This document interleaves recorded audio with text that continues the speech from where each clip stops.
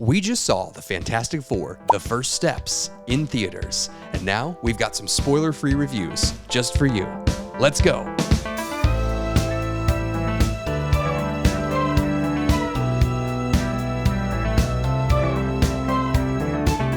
This is Popcorn for Breakfast, presented by St. Louis Area Smoothie Kings. Now, here are your hosts, Cam and Kirk. Hello, everyone, and welcome to Popcorn for Breakfast, the spoiler-free movie review podcast. This over here is the handsomest gentleman on this video podcast that you'll see. His name is Cam. Thank you. Thank you for that. You're welcome. And my name's Kirk, and we are going to sing to you the entire soundtrack, the entire score of the Fantastic Four First Steps. Are you ready, Cam? That would be cool, but we're not. There is a lot of singing in the score, though, probably more than you would expect. There's obviously like the big fanfare that you hear in the trailer, but there's also lots of I don't know. You know more of the choir terminology than I would. What would you call like just the noises that they make? They're just like it's like not scat, but it's like bum bum bum bum. You know, like I wish I knew that terminology. You think there is a term? There probably is. I guarantee you there's a term. Yeah. A musical theory geeks out there, if you can, please just write it down in the comments. Yeah, below. Somebody knows it out there. So they have a little bit of that in the Superman score. I was listening to both of those this week, but definitely not as much as Fantastic Four. You know, that's really in there. There's a lot of it. I like it. It's a great score. I'm just gonna say that right off the bat because I don't think I'm gonna be using any of my awards on it because I want to dive into some other stuff. I love the score though. Michael Giacchino was born for this. He was. I really do feel like he was. He was. It's they have the main characters, the Fantastic Four, plus there's a baby in this, right? Because she's pregnant from the trailers, so that's the Fantastic Fifth member, and I think the music is the sixth member of the Fantastic Four. Could be. Yeah. It could be. It's funny because Michael Giacchino, and I'm sure many people have tied this together. He also did The Incredibles, which was essentially a Fantastic Four movie before it was the Fantastic Four in a different format. So right. It's just very natural for him to slip into this. And even though it's like a different era, there's a lot of overlap, and it was cool. Mm-hmm. Well, let's get into all of our spoiler-free thoughts today here on Popcorn for Breakfast. We give away a little bit of some awards. We give away some awards here. When we get bigger, we're going to give away rewards, too. We're going to hit up everybody who wins something on here. We're going to send them a statue. We're going to send them, like, if they win and the Oscar goes to, boom, you get a statue. Can the statue be of us, though? Obviously. Yes. I mean, our logo is, we're very narcissistic. It's going to be us, for sure. For sure. Holding some popcorn and like shaking hands like we just gave them the award. It's going to be great. The awards we give out tonight, they're the same every time. Every 5 of them we have, and the Oscar goes to, that's the best actor, followed by Scene Stealer. That's the best supporting actor. Followed by Showstopper. That's a moment that literally stopped you and said, oh my goodness, I got to talk about this with my best friend. Then we're followed up with Director's Shoes. And those Director's Shoes, we tear apart the movie a little bit. We say, hey, director, should have done this, should have done that. And finally, with Last Looks, we give our final thoughts and score about this movie. So do you relate to it? Do you disagree with it? And then you tell us later on in the comments. Please do. Cam, any questions before we move on tonight? No, but I am very excited. I mean, this is crazy. Like we get this movie 2 weeks after Superman. And yeah. I mean, I'm sure people have talked about it and they're making an appropriately big deal out of it, but I don't know if you can make a big enough deal out of it. Like, it's pretty cool. Not that long ago, we were in like movie limbo where nothing was being released at all. And the stuff that was released was like so stepped on because it was produced during COVID. Mm-hmm. And now here we are, like, summer of 2025, 2 massive superhero blockbuster movies, like essentially back to back, 1 week in between. It's very exciting. Yeah, and they're real blockbusters. We had other movies that were hyped in previous years, like Return to Theater, the next real blockbuster. They weren't. They really weren't. This feels right. These superhero movies. Even think about Barbenheimer, which was like a big cultural event. It only was, I think, because of the proximity to COVID still. Like, we were still recovering and people were like, oh, this is our first summer we can really go out and like experience these movies, because those are both like not traditional blockbusters. Like, Barbie's a brand name, but like blockbusters are for big sci-fi, fantasy, action, superheroes, like setups. Yeah. And that's exactly what Superman and the Fantastic Four really fit into very nicely. Pretty amazing. Let's talk about the DCU. I get to go first. Is that The correct? MCU. What did I say? You said DCU. Just edit that later. No, you've converted. You're like I'm turning the page. So put a big fat asterisk next to Kirk's score because he's moved on. He's like, MCU, see ya. We got a good Superman movie. I'm packing my bags. What do they call that? Is it bid day when you get your in sports world when you get your college hat that you pick up? That you put signing on? day. Signing day. Yeah. Bid day. That's probably fraternity and, I don't know. and sorority, I think. So yeah, this is my signing day. I got my DCU hat coming out here. So let's chat. I'm going to pick my selection for each of these categories one by one. Cam will follow up with me. He cannot pick the same answer. We diabolically created that to make us angry at each other. So the first one, and the Oscar goes to, this is so easy. It's Vanessa Kirby. Ooh. So easy. I think that I will watch her in any movie that she comes out with because she is just a masterclass in acting. She is careful with her decisions. She has incredible vocalizations. There is you talk about when you sing, right? When you warm up for singing, you do this thing. I'll try to not blow the mic out, but you go right? Uh-huh. So it elongates your range, so you know that you're warmed up for it all. And I feel like whatever warm up Vanessa Kirby does for character preparation and vocal preparation, it's really, really slick because you can hear every phonation of every word she says, and you can hear the emotion in so many different layers from the top and the bottom of her vocal range. And so I really liked that. She has a great scream in this. As you can imagine, every superhero should be screaming in a superhero movie when they're in peril. And I just couldn't. I can't picture a better Sue Storm in this cast. Yeah, you're almost like in a frame of mind where you're expecting like Donna Reed, because you've got this like, 1960s like mid-century kind of feel. Everything's very polished, very clean, very idealistic, and I feel like Vanessa Kirby gives a really deep character performance that's very detailed and very nuanced, which to your point is what she specializes in. She's really good at it. And I love seeing her in this position where she's pregnant, with child. She's having all these different family dynamics going on. It really just allows her to explore a lot of things and to be pretty vulnerable emotionally. I know she was in a movie with Shia LaBeouf a while back that we reviewed on this podcast called Pieces of a Woman, I think is what it was called. And she was so fabulous in that. And it was kind of like similar things, like the kind of tensions and things that come from childbirth and all of those things. So I feel like she had a little bit of practice there, and she's pregnant in real life right now. So there was a lot there for her to pull from, and I thought she did a fabulous job. Wait a second, before you give and the Oscar goes to, did we miss a huge opportunity here? Should we have had Shia LaBeouf as Reed Richards? What do you think? No.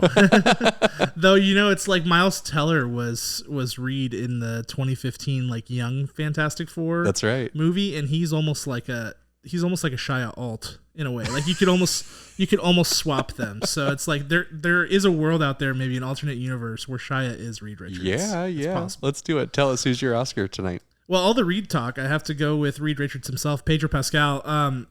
I love this performance from Pedro. I think he's a really good actor, and I think people are getting a little bit, at least this is what I'm picking up on from the internet, a little bit of Pedro Pascal fatigue because his exposure is so high. It's not something that's uncommon, with actors. I think we see a lot of that, and I apologize as I'm fighting the heat and my glass is fogging up. It was 98 degrees at 9 p.m. whenever we got out of this movie, so that's insanity. And it's pretty hot in this basement. I think your words are just too hot for your glasses to handle. I'm just handle. spitting fire bars. But no, I think Pedro, even though his exposure is really high and maybe people are getting a little tired of him, there's a reason his exposure is high and that he's really talented. And I think that he really takes a very detailed approach to his characters. And I love the way that he played Reed Richards. I felt like a lot of the characters in this movie, so this is not an origin story, which we've known for a long time now. It's not an origin story. So a lot of these characters it needed kind of a jump start on depth and detail, and I felt like Vanessa Kirby and then also Pedro Pascal did the best job of that. And maybe that's because they had this like relationship dynamic that they could play off, and they knew that they would have to get really detailed with that since they're going to be parents together. But I thought Pedro Pascal was really excellent. I think he stepped into the like leader role very well. He does sort of he's talked about it a little bit on press tour, like a subdued transatlantic accent here, because it's it is like a period piece, and they were saying that they were working with a dialect coach, and he went way too into the transatlantic accent, and they were like, back it off. But I kind of like where he landed. I feel like it didn't feel over the top. It felt very real, and it felt like I could see him kind of disappear into his character with the help of that accent. So I thought there was a lot of good stuff from Pedro Pascal. I really like him as Reed Richards. Beautiful. Well, let's move on to Scene Stealer. That's going to be our best supporting actor. Who stole the show for you? I am teeter-tottering here. I don't know if that's the right way to say that. I've got two people on my mind. I don't know which way to go, Cam. I know that we'd have a limited time, and I need to pick one. Both of these characters have limited screen time. Stop stalling. But big impact. I'm going to go with Julia Garner. Ooh, interesting. Yes, she plays Silver Surfer. Julia Garner of Ozark fame.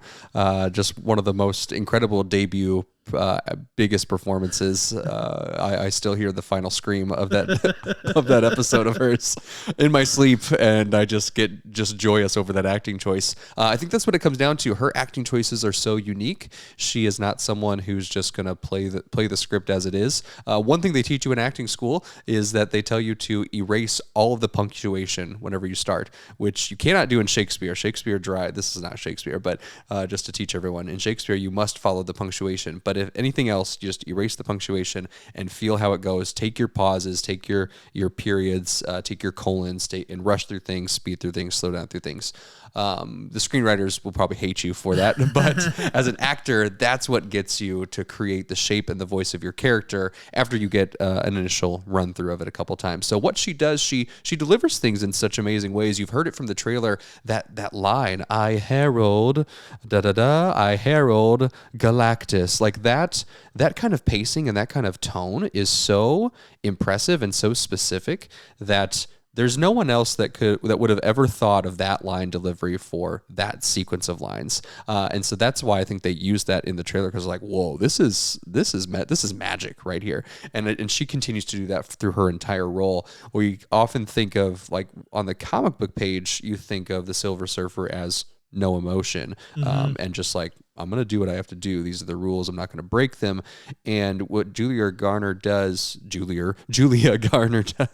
is she offers that portion of it, but of course she has a different version of the Silver Surfer that we all know. What's the Shala Bal?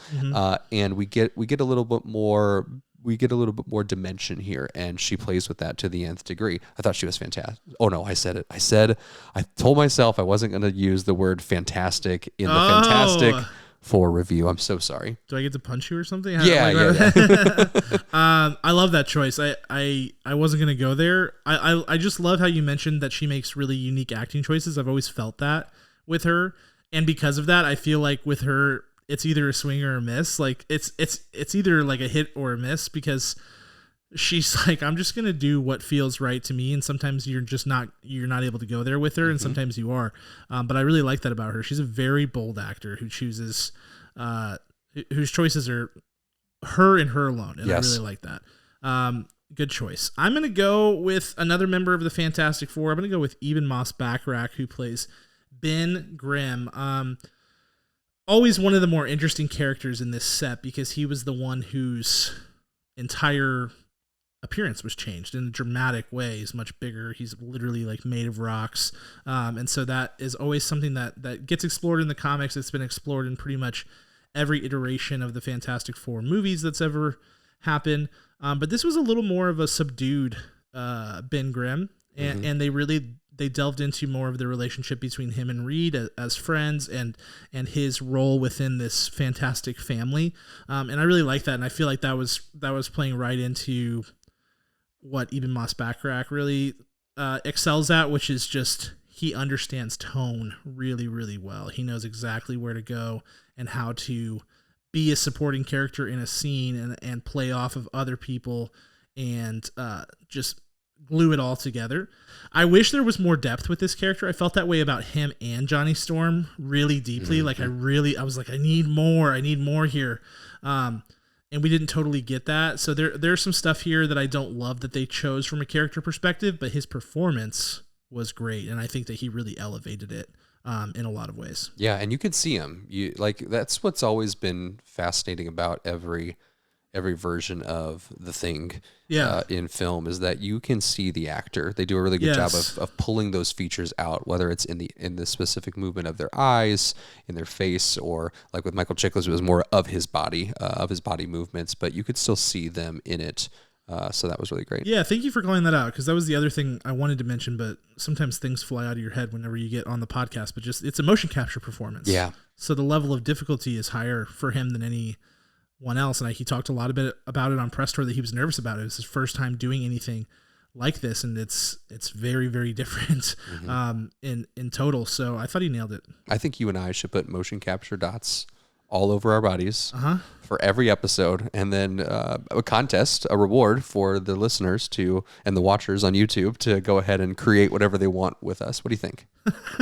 Whatever they want. It's open source. Yeah. So like we'll do the hardware and you do the digitization. That sounds very scary. But hey, if we can make it happen, that's going to be our shtick. Big if, but if we can make it happen, I got a whole bunch of mocap in my backpack behind me. I'll try anything once. Okay. Let's go on to Showstopper. Showstopper today for me is going to be strictly the score. It really is. Oh, you did it. You did the thing. I shouldn't have said that at the beginning. That's okay. I think I've only picked the score like once or two other times in the entire history of our podcast. It's usually a card that I play. It is, yeah, because you have the musical ear, you have the band background.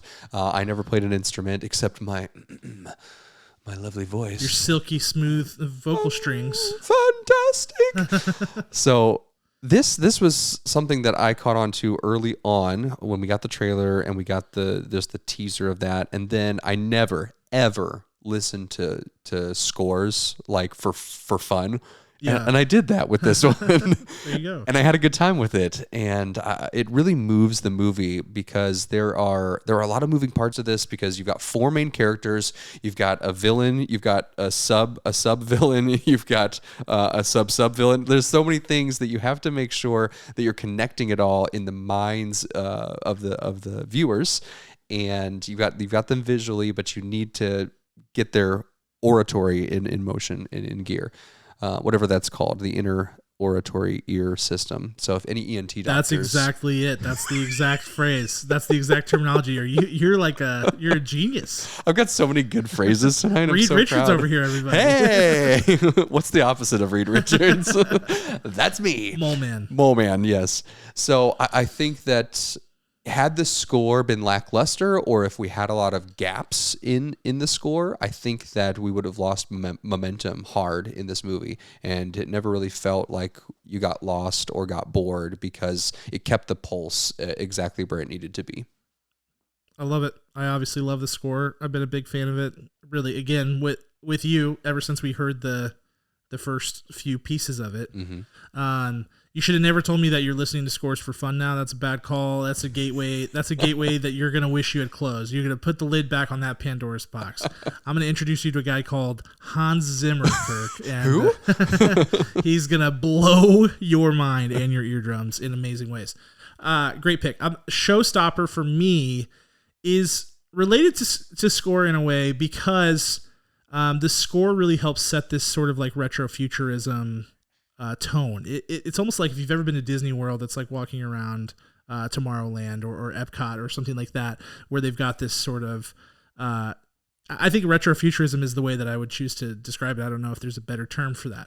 But for me, my showstopper that also ties into that is the production design and the costume design together. I think both of them work overtime in this movie to do a really good job of setting the stage for the fact that this is a different time and it's a different reality, and it's something that's not of this earth and not of this current time period. And so that's important for the story, and it's important for how this all comes together. And it's important for the tone too. And I think that it makes the movie, like with the production design, it's very, very, very detailed, and it looks excellent. I think the colors are a big part of it too. You hear a lot of people throw around the term color grading. Oh, the color grading is really good. Well, it's not really color grading. It's more like balancing of the color and the saturation and things like that. And I thought all of that was like pitch perfect in this movie. Another part of production design is the lighting. And I feel like this is one of the better lit Marvel movies that I can remember, particularly some of these more intimate scenes. There was a lot more thoughtfulness, and it wasn't just like everything's bright all the time, which we see a lot in superhero movies.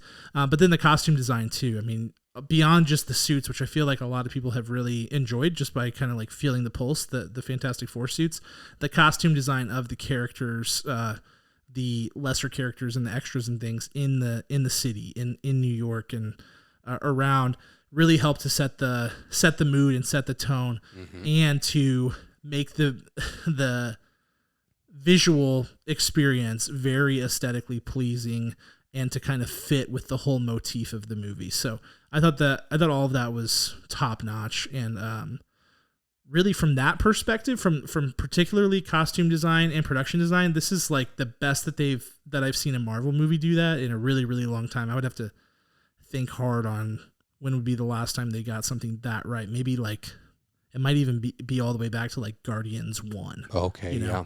But like it's similar, Matt Shakman directed this movie. He directed he was the showrunner on the Wandavision series. Yeah. Very similar to that, where it's like they nailed the era and the details were all there. Can I do one spoiler today?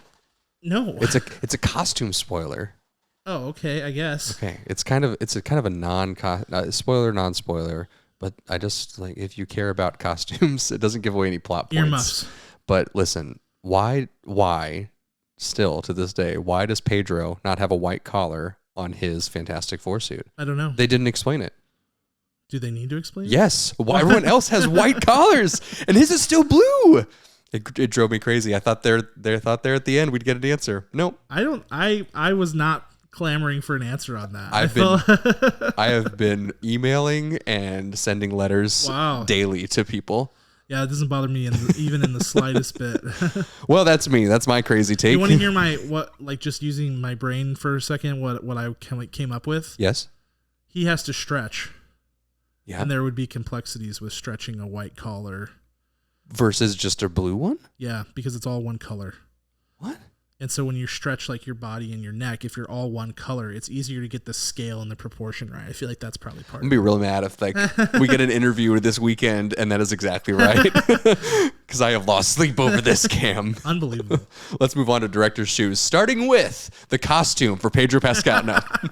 Essentially, yes. That's what Kirk's blood is boiling. That's the reason my glasses are fogging up, is because his body temperature is raised so high that it's increased the temperature of this room. The car said 98 degrees, right? It's 1,000 degrees in here from my anger. It's true. Let's talk about 3 things. The opening 3? Yes, real quick. Should have made it 4. Spitball. I mean, that is the 4th. That goes without saying. The first one is the opening scene is pretty rushed. You gotta be ready for this movie to start because it just dives right in. So I thought it was a little too rushed. I thought the pacing of that scene was not my favorite. But hold on, because if that's the biggest annoyance of yours for this movie, then you're good to go after that. I thought that the whole thing was a lot of broad strokes. Overall, the whole movie was a lot of broad strokes, and we didn't get enough of the character development. So we were dropped right in. We don't need an origin story. Fine with that. But I really wanted to get more connection to each of their individual relationships between how all 4 of them interact. Didn't get that as much. And to counter your Pedro nominee tonight, I thought that he should have done more.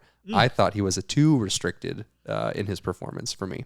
Interesting. But, he's going to be in like 30 more Marvel movies. So, he's playing the long game. Well, I think part of that is Reed too, though. Yes. Like Reed is a unique character in a lot of ways. And I think they were trying to go pretty accurate to like modern Reed, who is just the kind of guy to be really in his own head and constantly feeling like he's not doing enough. He has all this pressure on him and things like that. And so I think there was a component of that sort of muted his overall demeanor, but that's fair. That's a fair point.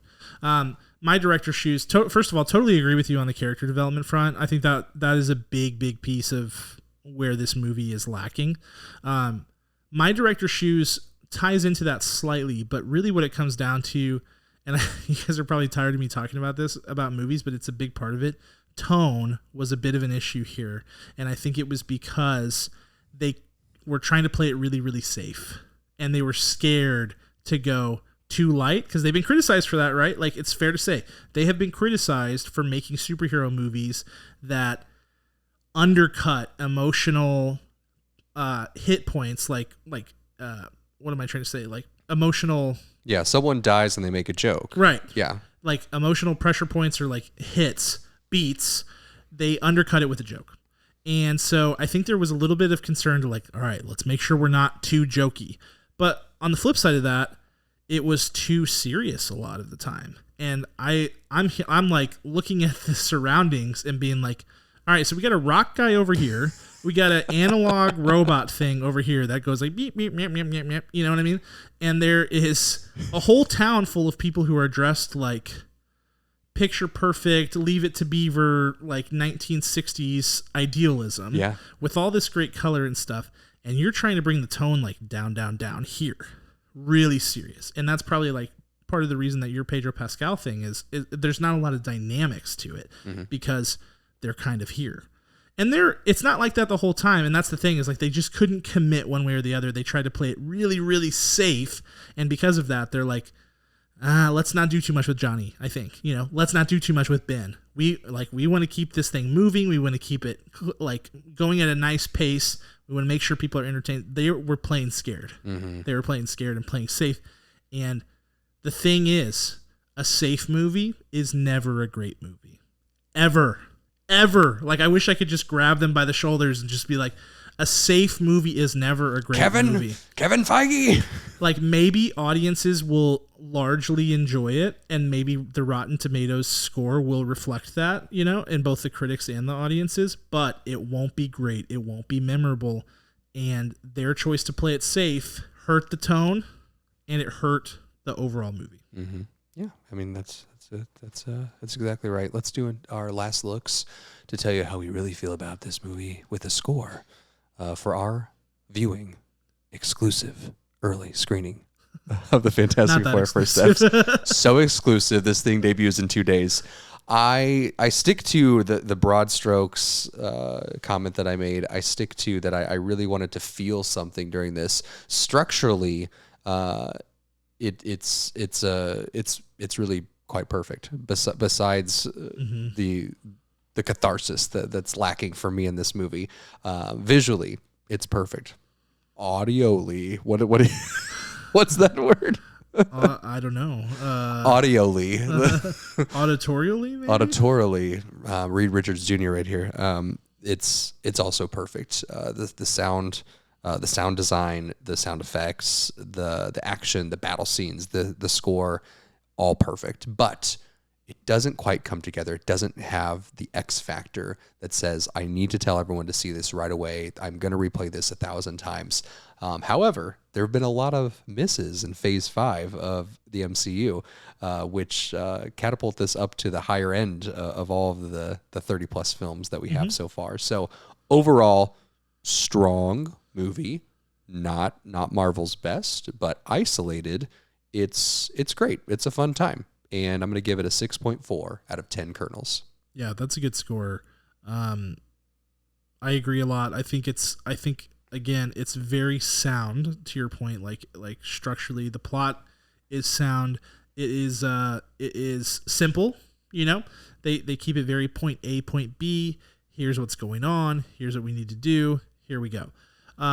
Which is good. I think that's good. It doesn't have a lot of extra filler, but it also doesn't have a lot of depth, and that hurts for me. It made it nearly impossible for me to emotionally connect with this movie, which is crazy because this whole Fantastic Four movie, much like any other Fantastic Four movie, is about family. They're Marvel's first family, and it's all about family. And now that I am a dad and I'm in a parental role, I'm a sucker for that stuff. Total sucker. I'm a sap. I should be a puddle on the floor at the end of this movie, and instead I felt really nothing. The tonal mismatch, the kind of tonal seesaw that we were on made it to where the stakes didn't feel extraordinarily high, made it to where you didn't really care much about what was going on with every character. It just didn't land in that way, and that's what leaves me wanting. But I think in terms of entertainment value, it looks really nice, though there are still staggeringly bad visual effects shots here and there. Yeah. Can't believe we're still dealing with that, especially since and I'm not going to rant on this. I'm just going to say the one thing. There are so many good visual effects shots in this too. So it's like you've got some stuff that they're doing practically and even stuff that they're doing with CGI where you're like, oh, that looks really good. And then a few scenes later, it's like, God, that's so ugly, so terrible. And it's crazy that we still got this going on in one of the, like highest budget studios in all of Hollywood. Absolutely bananas. But, like I said, the visual aesthetic, the score, the cast, I thought the cast was really excellent. I thought they gelled really well. It all works. It's just a little too safe, and that keeps it from, reaching new heights. But I mean, hey, it moves quickly. It's going to do well with mainstream audiences, I think. But I'm at 7.2 on this movie. Hey, that's a nice score. That's a really nice score. When I think about bad CGI, every time I see a moment of any movie, whether it's Marvel, DC, or anything, really anything, sci-fi, horror, whatever, I'm like, oh, they ran out of money right there. Yeah, there's the point. You can pinpoint it. And then you're like watching the movie, like, oh yeah, that's where the money is. Like, like it goes back and forth because they do it at different times. And yeah, there's definitely moments. There's got to be a term for that, or we need to coin one. So I'm ready for that. I felt like it almost felt Thor: Love and Thunder-ish. Now hold on, nobody freak out because I know that's like one of the hottest button movies ever in terms of visual effects. It is? In terms of CGI, people freak out about that movie. Why? Freak out because there's some really bad stuff in there. Yeah. That I think is like COVID related, but also just like Taika Waititi related and Marvel related. But anyway, like it's similar to that in that there is such a wide gap between the worst CGI shot and the best CGI shot in the movie. Like you'll see, like I said, you'll see one shot that's like, whoa, that Human Torch effect looks sick. Yeah. So cool. And then you see another shot and you're like, it's like literally jolts you. There are a few. I can't wait until more people see it so we can talk about it. It's like Kirk did this in Adobe Photoshop, and yeah, it's bad. It's like people saw this in the final edit and felt like, that's good, ship it.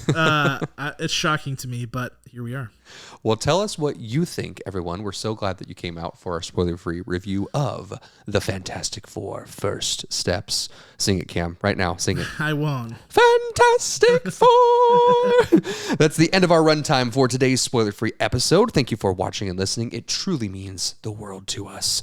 You can find all of our visual content on YouTube and most of our social media platforms. You can find out all of our audio content here, wherever you click today, or any other podcast platform and app that you have. You can find all of our visual, audio, and written content on our website, which is popcorn4breakfast.com. That's popcorn4breakfast.com. And if you're willing or able, please like, heart, subscribe, follow in any one of those places. That way we can chat with you and you can see all of our newest and greatest stuff.